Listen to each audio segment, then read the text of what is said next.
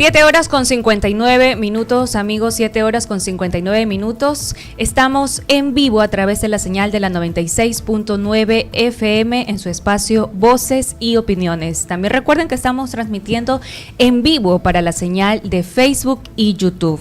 Ahora ya nos acompaña en la cabina de la 96.9 el abogado Carlos Luis Sánchez. Él es director de litigios en la firma CSG Abogados.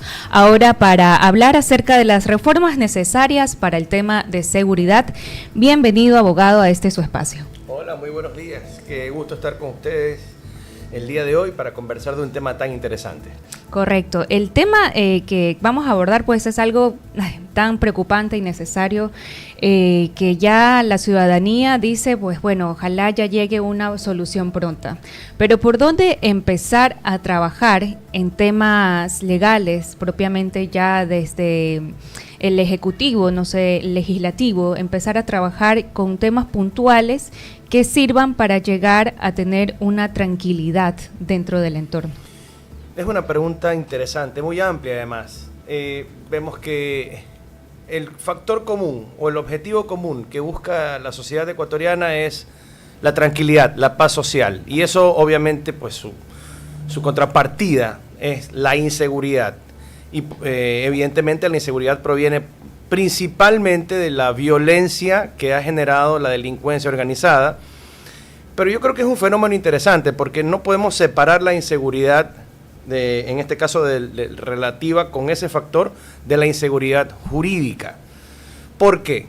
Resulta que no importa qué gobierno implemente qué plan de seguridad, siempre que la Policía Nacional, la Fiscalía haga su trabajo medianamente bien o bien, y resulta que los delincuentes son puestos en este carrusel de impunidad que se llama la Administración de Justicia Penal del país, nada va a cambiar, ¿no? De ahí que el presidente Noboa tuvo una iniciativa que creo que se excedió un poco en la propuesta y por eso la Corte Constitucional no le dio paso, de estandarizar la prisión preventiva ya no como una medida cautelar excepcional, sino una medida cautelar en ciertos casos obligatoria. Y de ahí que obviamente la Corte Constitucional, que tiene que atender estándares internacionales, no le dio paso.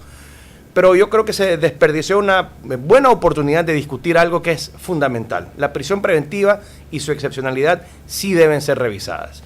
No creo que hacia el camino, hacia una obligatoriedad, es decir, no puede pasar de ser la excepción a la regla general. Eso obviamente es absurdo. Pero sí deben haber excepciones, como los casos de los delitos violentos, como los casos de los delitos flagrantes, en los que ya existen mecanismos para resumir los tiempos de los procesos penales, como el procedimiento directo, como el procedimiento abreviado. ¿Y por qué existen? Existen precisamente porque este principio, la presunción de inocencia, se vuelve relativo cuando yo te vi hacer algo y quedó grabado en videos y hay evidencias suficientes para anticiparme a suponer que más bien eres culpable y no inocente.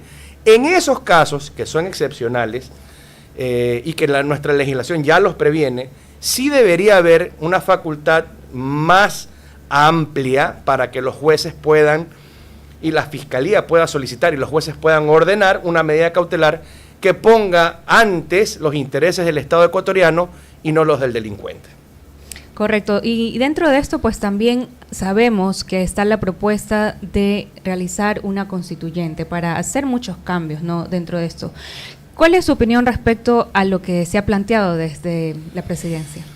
Bueno, yo creo que las dos candidaturas primero propusieron la Asamblea Constituyente como una salida a los problemas del país. Y a mí ahí se me hace un poco injusto porque siempre se le atribuye a la norma, a la ley, la solución a nuestros problemas. Y nuestros problemas son multidisciplinarios.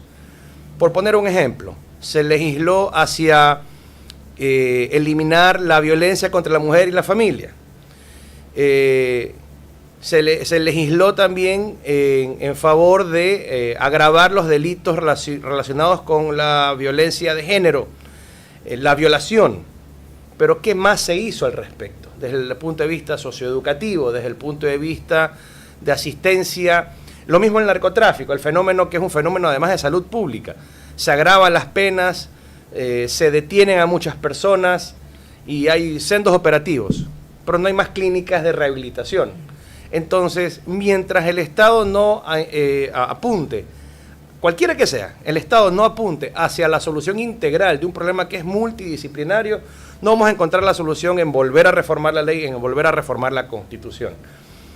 Me parece necesario, sí, desde el punto de vista político, que exista una reforma a la Constitución. No sé si el camino es la Asamblea Constituyente o podría ser una reforma parcial.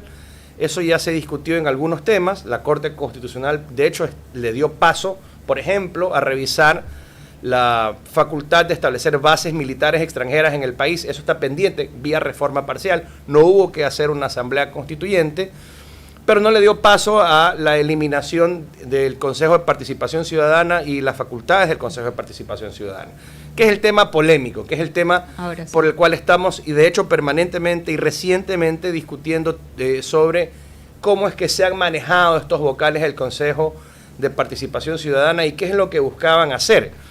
Y obviamente es ilegal y obviamente es inmoral, cuando, por decirlo menos, lo que se ha evidenciado, sea o no cierto, ya veremos, la justicia tendrá que resolver aquello. Pero, mire, Daniel Noboa, Guillermo Lasso, Lenín Moreno, se han quejado los tres de haberse puesto un traje que no le da a la medida, porque se supone o se entiende que la cosmovisión que contiene la Constitución del año 2008, dictada en Montecristi, es un traje, o es, por decirlo de alguna forma, un traje a la medida del socialismo del siglo XXI, y no es, pues, propiamente de un régimen de derecha.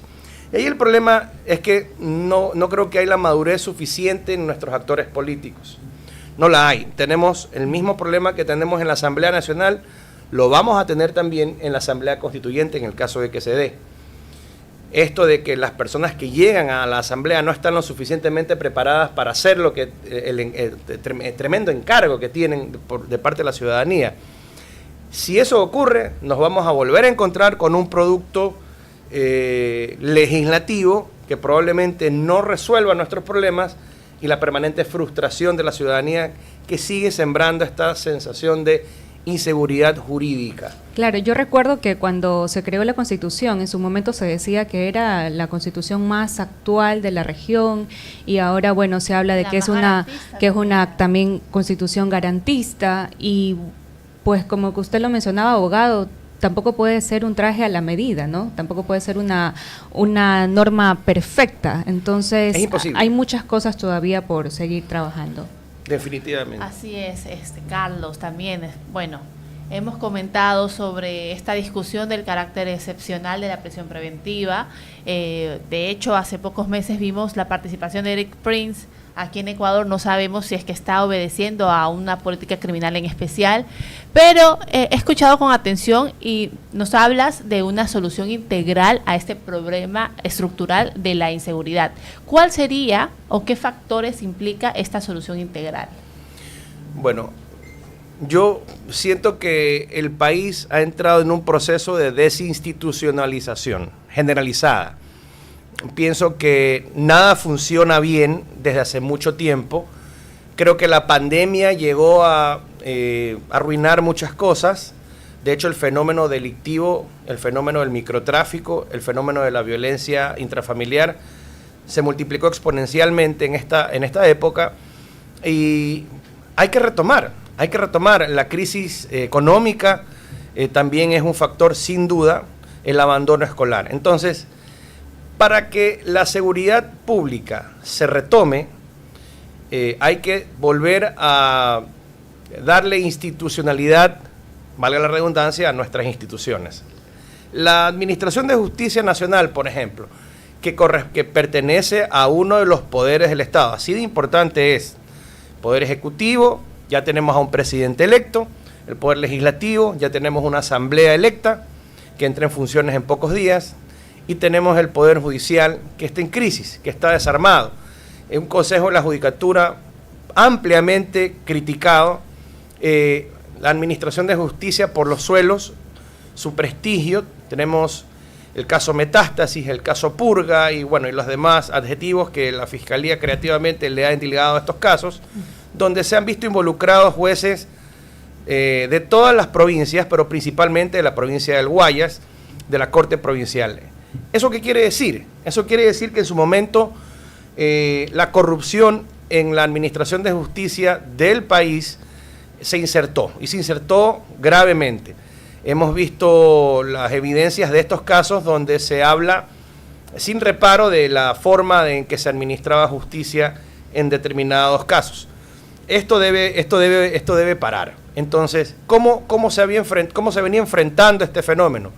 Obviamente es un fenómeno humano, no es un fenómeno legislativo. Usted no puede cambiar 1000 normas y si tienen personas que no deberían estar ejerciendo estas funciones, que están dispuestas a cometer delitos, que están dispuestas a enfrentar estos delitos en la forma como los han enfrentado, nada va a cambiar. Así que se trata principalmente de un problema de selección de personal. Los jueces que hoy en día están en funciones, los secretarios que hoy en día están en funciones y los asistentes que hoy en día están en funciones en la Administración de Justicia Nacional deberían continuar en funciones, están capacitados académica y moralmente para continuar en funciones. Esa es la primera problemática y muy urgente que tiene que resolver el Consejo de la Judicatura y el Gobierno Nacional. Eso obviamente se produce a través de un proceso de evaluación de jueces que se dio en la Corte Constitucional y nos trajo un proceso de cambio sustancial que se empezó en la Corte Nacional y se suspendió en medio de los líos políticos y que no se continuó ante los jueces ordinarios. Y eso es un problema muy grave. Pero no solamente evaluar, criticar y de pronto extraer a los malos elementos de la Administración de Justicia Nacional, porque quiero que quede claro y lo digo categóricamente, sí hay jueces buenos, sí hay jueces honestos, sí hay secretarios y asistentes buenos y honestos que quieren hacer su trabajo. Y ahí viene el siguiente problema de la Administración de Justicia Nacional. ¿Cómo hacen su trabajo estas personas? ¿Tienen los recursos para trabajar? ¿Tienen papelería? ¿Tienen tecnología, equipos? ¿Tienen las condiciones mínimas y elementales de aire acondicionado, de servicios sanitarios, de acceso a un momento para alimentarse? ¿Tienen personal suficiente para poder hacer su trabajo y no encargarse de muchas cosas a la vez? La respuesta es no. Entonces, en este ambiente, la Administración de Justicia Nacional no va a funcionar. Y si no hay justicia y si no hay seguridad jurídica, no puede haber seguridad pública.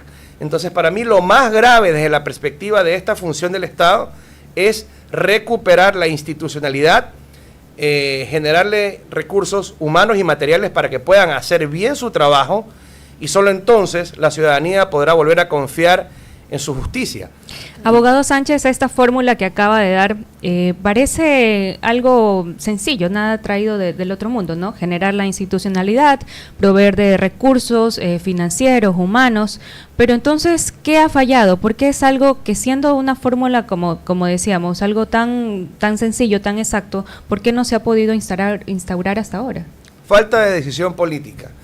Yo veo que han pasado numerosos y notables abogados y profesionales por el Consejo de la Judicatura o por las direcciones provinciales y no han podido resolver cuestiones tan elementales y hasta ridículas a veces como el estado físico de las instalaciones o la proveeduría de insumos básicos como el papel.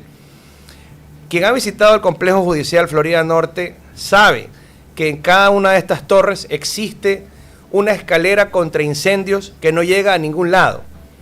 Y yo siempre me he preguntado, ¿cómo es posible que ante la evidencia de esta circunstancia tan grave, no pueda una administración, una dirección provincial, la dirección nacional del Consejo de la Judicatura, incluso el cuerpo de bomberos intervenir y poner primero la seguridad de la ciudadanía, clausurar estos edificios que no deberían funcionar de esa manera hasta que no se implementen los cambios que deban hacerse? Porque yo no soy arquitecto, pero no creo que sea muy complicado hacer un boquete en cada uno de los pisos, poner una puerta, un piso de apenas, ¿qué será?, 1,5 metros de largo, y que cada una de estas salidas de emergencias empiecen a tener un sentido práctico. No lo tienen, y esta es una cosa muy elemental.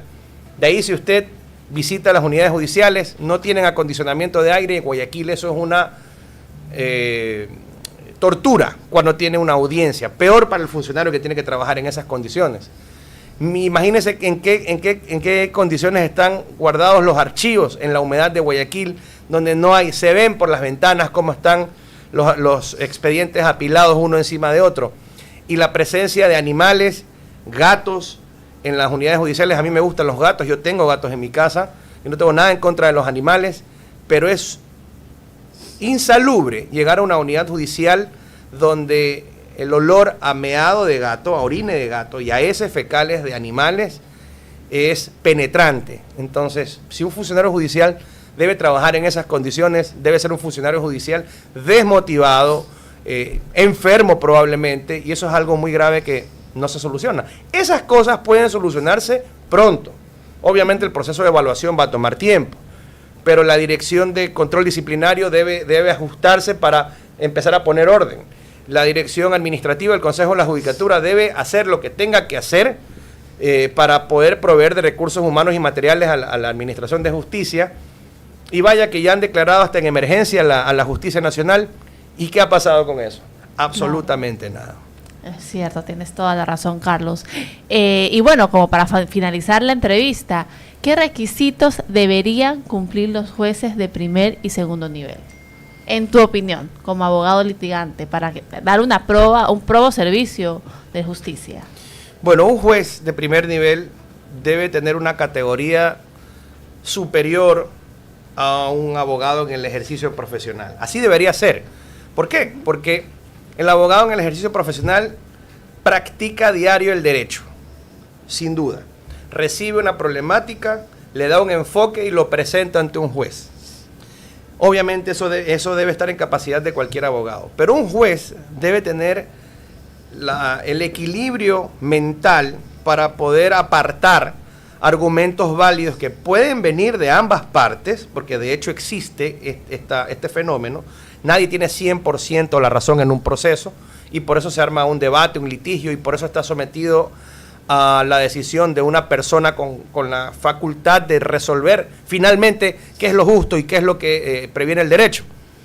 Y bueno, obviamente este escenario de abogados inescrupulosos que presentan tesis impresentables o casos que no tienen ni pies ni cabeza, eso no debería existir, pero también existe. Entonces un juez debería tener una preparación. ¿De dónde proviene la preparación de un profesional del derecho? De la academia, en primer lugar. Entonces obviamente un juez debería tener, además de la validación como profesional para ejercer la profesión, es decir, el título de tercer nivel, alguna especialidad que lo acredite como especialista en alguna materia. Si eres un juez de lo penal, deberías tener una preparación específica en lo penal, pero no solo la preparación académica, sino también la experiencia comprobada. Y esto es lamentable porque veo que muchos funcionarios, no solamente jueces, tienen poca experiencia, cumplen el plazo y es un tema de tiempo nada más. Y no debería ser un tema de tiempo nada más. Hoy en día es muy fácil registrar cuántos casos has patrocinado como abogado, cuál ha sido el resultado de esos casos, si tienes expedientes disciplinarios, si tú mismo como juez reúnes las condiciones morales para ejercer una función, es decir, si has sido demandado por alimentos, si has sido demandado por infracciones de tránsito con alguna regularidad. Si eres un infractor de la ley, no puedes vigilar la ley, el cumplimiento de la ley, eso es absurdo. Y ahí viene la otra porción, la porción psicológica. Hemos visto, como hoy en día en estos aparatitos se viraliza todo, videos registrando la conducta de jueces, hombres y mujeres, ahí no hay cómo discriminar, poniendo de manifiesto una conducta prepotente, una conducta poco ética en muchos casos, donde no te puedes terminar de explicar cómo esta persona ha llegado a ser juez. No quiero particularizar, pero no puedo evitar pensar en los jueces que toman el micrófono o que hacen sus diligencias atendiendo las cámaras para hacer un show mediático de sus casos. Hay una señora que pues se vestía, se pone su cartera y convocaba a las cámaras y hacía diligencias procesales, y esto honestamente a mí me parecía, por decirlo menos, fuera de lugar. Este tipo de cosas deben desaparecer. Y deben ser observadas especialmente por el Consejo de la Judicatura. Tiene toda la razón, doctor Carlos Sánchez, ha sido el invitado del día de hoy. Es decir, en resumidas cuentas, para que la audiencia nos entienda, no, el tema de la seguridad no solo debería responder a reformas de carácter penal, sino también a una purificación del sistema de justicia que hoy por hoy está tan desacreditado, y coincido plenamente con lo expresado por el doctor Carlos Sánchez. Muchísimas gracias por estar aquí esta mañana. Encantado, para mí un placer siempre compartir con ustedes. Gracias abogado por acompañarnos en esta mañana en Voces y Opiniones. Esperamos que también pueda acompañarnos en otro momento, también para seguir analizando temas de interés nacional. Antes de comentarles